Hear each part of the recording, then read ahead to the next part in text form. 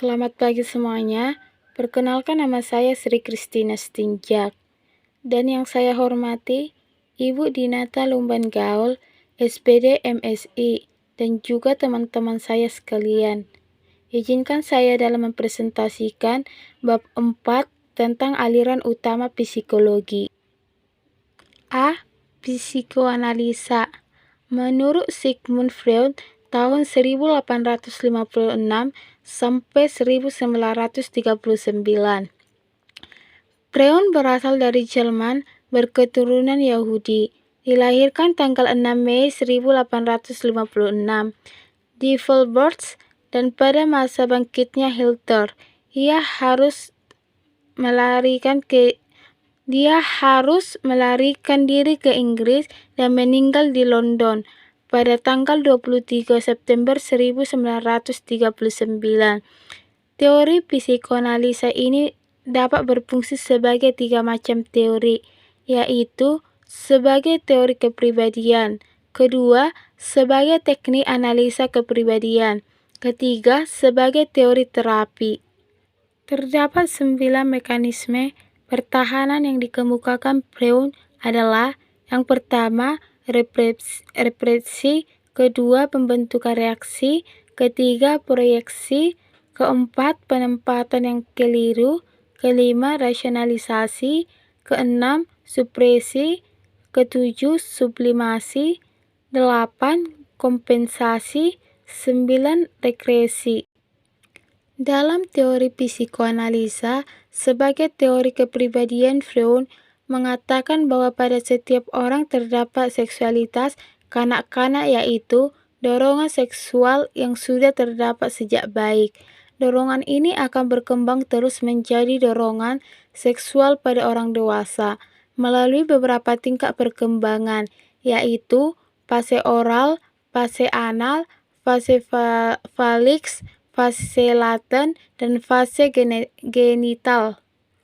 Menurut Carl Gustav Jung, tahun 1875 sampai 1961, Jung dilahirkan pada tanggal 26 Juli 1875 di Keswick dan meninggal pada tanggal 6 Juni 1961 di Kuznets, Swiss. Ia lulus di Fakultas Kedokteran Universitas Basel pada tahun 1900.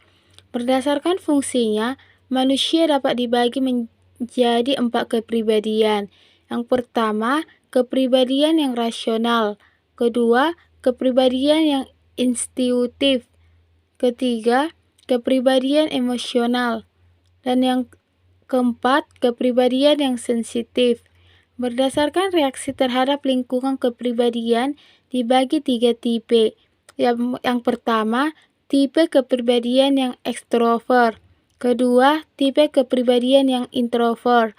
Dan yang ketiga, tipe kepribadian yang ambivert. B. Behaviorisme. Menurut Ivan Petrovich Falo, 1849 sampai 1936. Falo adalah sarjana asal Rusia yang lahir di Trian tanggal 14 September 1849 dan meninggal di Liaoning tanggal 27 Februari 1936. Ia adalah seorang sarjana ilmu fars dan fanatik. Menurut John Bruce Watson, 1878 sampai 1958.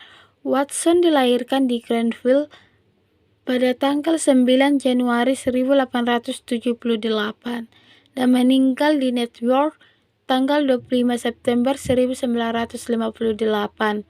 Watson belajar filsafat di Universitas Chicago dan mendapat PhD pada tahun 1903 untuk suatu disertasi berjudul Animal Education. Setelah itu menyembunyikan dirinya sebagai psikologi hewan.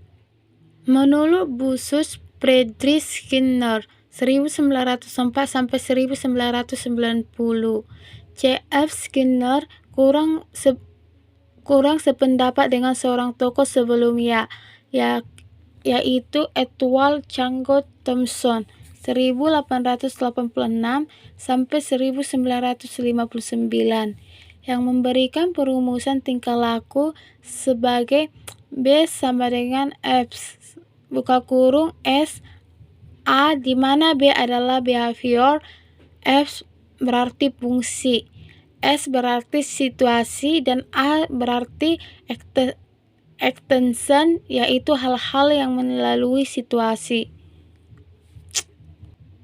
C. Kognitif. Di dalam beberapa literatur, psikologi kognitif dikatakan sebagai panduan antara psikologi Gestalt dan psikologi behaviorisme. Perbedaan selanjutnya antara psikologi kognitif dan behaviorisme antara lain adalah: yang pertama, behaviorisme berkaitan dengan conditioning dan proses belajar, sedangkan kognitif lebih banyak mempelajari pembentukan konsep, proses berpikir, dan pembangunan pengetahuan.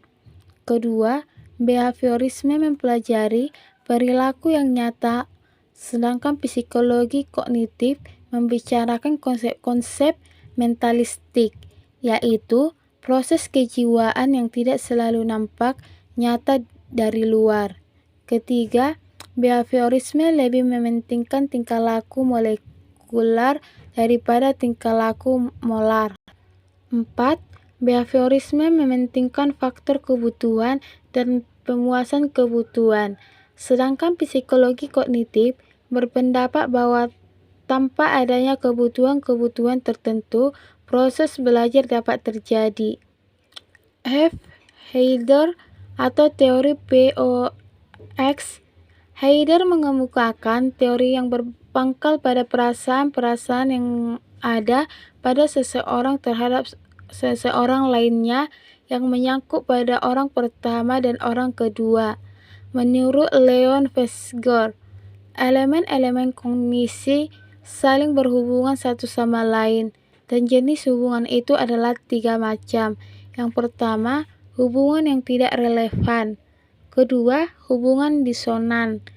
Ketiga, hubungan konsonan.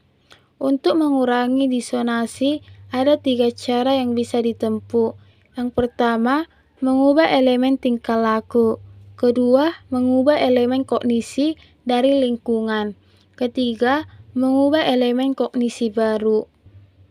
D. Membahas tentang humanistik. Menurut Abraham H. Maslow 1908 sampai 1970. Pada awalnya, Maslow yang anak imigran Rusia kelahiran Brooklyn ini adalah seorang behavioris.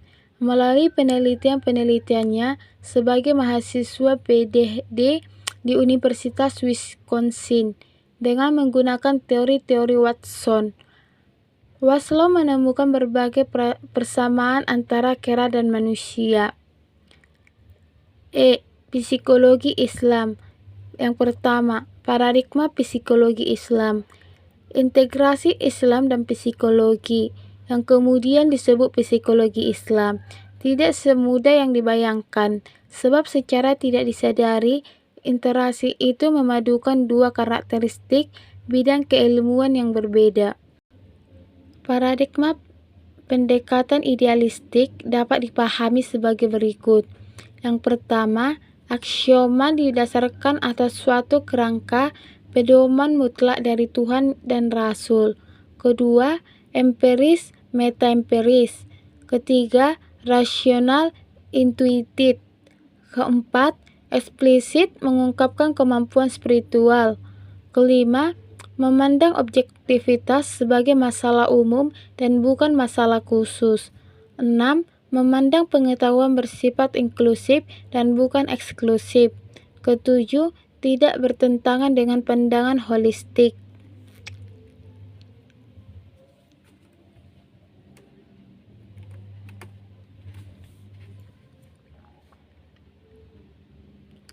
Kebutuhan manusia: memelihara agama, memelihara jiwa, memelihara akal pikiran, dan memelihara keturunan.